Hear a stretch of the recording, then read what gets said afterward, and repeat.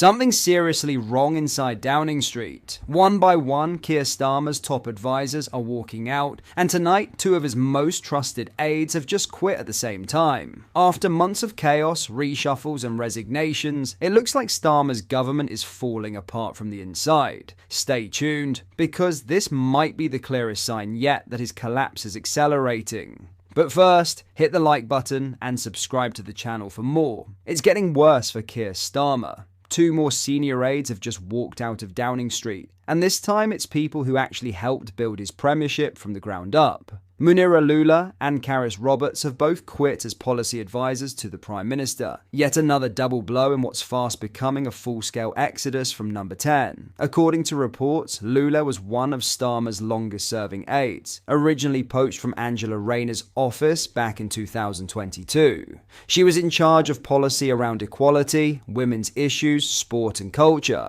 All areas that helped shape Labour's broader modern Britain agenda. Karis Roberts, on the other hand, joined after Labour's landslide victory last year. She was a heavyweight hire, formerly executive director at the IPPR think tank, one of the left's biggest policy institutions. She came into number 10 to lead on energy and climate policy. But now she's gone. Both resignations hit at a time when Starmer's administration is already described as deeply troubled behind closed doors, with tensions mounting over direction, discipline, and control inside number 10. And remember, these aren't just random staffers. These are senior policy architects walking out less than a year into Labour's government. That's not normal. Inside Downing Street, the spin machine is already in overdrive. Sources are telling The Times that John Batchelor, a former Treasury civil servant, is stepping into number 10's policy unit as part of a wider restructuring. The new setup apparently will focus on three government priorities: the economy, public services, and immigration. In other words, Starmer's entire operation is being ripped up and rebuilt mid-term. That's not a sign of strength, it's a sign of chaos. Let's not forget this comes just weeks after his Director of Communications, Steph Driver, resigned, following hot on the heels of Strategic Communications Director James Lyons, who also quit. Before that, Matthew Doyle,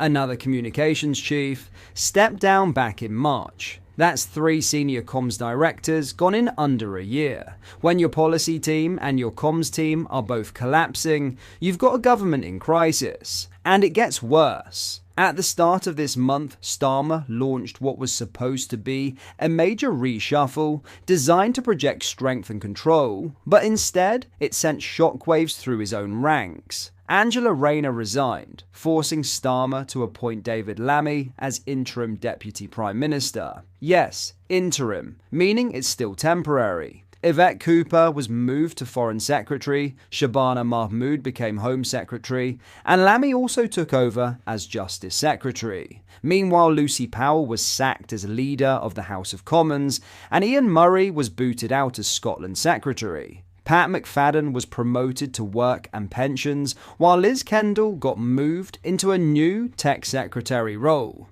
It was supposed to look like renewal, but instead it looked like panic. Even Liberal Democrat leader Ed Davey couldn't resist pointing it out, posting on X. If Keir Starmer thinks a reshuffle will solve anything, he's learning the wrong lessons from the calamity Conservatives. When Ed Davey of all people is mocking your leadership, you know the wheels are falling off. The truth is, this pattern has become impossible to ignore. Since taking office, Starmer has burned through advisors, strategists, and communications chiefs faster than any modern prime minister. Every month there's a new headline about another senior figure quitting. Every reshuffle looks more desperate than the last. And every time Starmer tries to reset his government, it only highlights just how unstable it really is. He came into Downing Street promising stability after chaos. But now, it's starting to look like chaos under stability. Labour might have won big at the ballot box, but behind those red banners, Downing Street looks more like a revolving door. If this continues, Starmer won't just lose his team. He'll lose control of his own government. And once that happens, it's only a matter of time before the public notices. The collapse isn't coming. It's already here,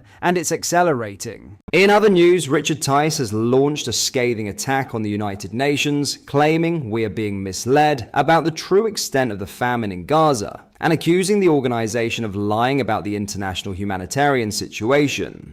Speaking to GB News host Martin Daubney on the second anniversary of the October 7th attacks, the Reform UK deputy leader recounted his recent 4-day visit to Israel. Tice claimed he had been given rare access right into the heart of the humanitarian aid operations at the Kerem Shalom crossing, the main route through which supplies are transported from Israel into Gaza. I saw trucks and trucks, dozens of trucks arriving, he said. I was right in the center of it, seeing more pallets of fruit and flour and bananas and avocados and onions and sugar than I've ever seen before.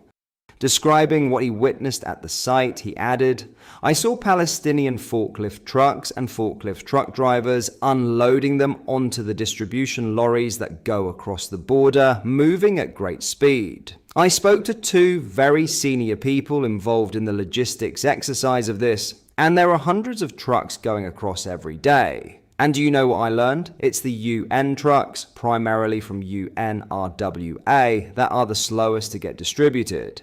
Tice went on to allege that vested interests with a very different agenda were deliberately spreading misinformation about the crisis, claiming that the UN's narrative did not match what he saw on the ground. He asserted that food aid sent by international charities was being diverted and sold on the black market by Hamas and local criminal gangs. What's actually happening, he claimed, is that Hamas and gangs are stealing the food from the international charity. Those are being essentially put on the market at black market prices. The profits of that essentially fund Hamas, and they all know this, but they won't tell us the truth. The Reform UK deputy leader also accused international charities of failing to properly vet their employees, alleging that Israel's restrictions on certain operations stemmed from legitimate security concerns rather than any attempt to prevent aid delivery. These charities do not provide Israel with the appropriate vetting information of their employees, he said. Not complying with the rules means Israel is not permitting them to carry out their job. Tice acknowledged that the poorest in Gaza clearly are finding it difficult to get food, but argued that the problem was not a lack of supply, rather the soaring prices imposed by those controlling the black market. It's not about the quantity of food that's available, he explained. It's about the price that Hamas and the gangs are putting it on the market at. That is the thrust of the hunger issue. He continued, but we are being misled. Those who believe there is a famine think of what pictures we see in Ethiopia and Sudan. Frankly, that is a lie. And the UN is lying, and it needs to be called out. I'm calling it out. I've been there, I've seen it, and it's very different from what we're being told. During the interview, Tice also shared photographs and video footage that he claimed documented what he had witnessed firsthand at the aid crossing. There are dozens and dozens, hundreds of pallets of fresh fruit, he said, describing the scenes shown in his footage. There's onions, there's bananas, there's avocados. There's tins and tins and tins. More tins there. You've got huge quantities of flour and sugar and rice and the like. His comments come amid growing alarm from international agencies over the humanitarian crisis in Gaza. Just last month, the World Health Organization, WHO, reported that more than 500,000 people in the territory were trapped in famine, marked by widespread starvation, destitution, and preventable deaths. The analysis warned that the situation was only expected to deteriorate further without an immediate increase in access to aid and medical supplies. Tice, however, insists that the picture on the ground is not one of total deprivation, but of corruption and manipulation. We are being fed misinformation deliberately, he said, doubling down on his claims. The truth is there's plenty of food going in, it's just being taken, hoarded, and sold at extortionate prices. What are your thoughts on what we discussed in today's video? Let me know down in the comments section below. If you've not yet already, make sure you do drop a like on this video and subscribe to the channel for more British content. Thank you, take care, goodbye.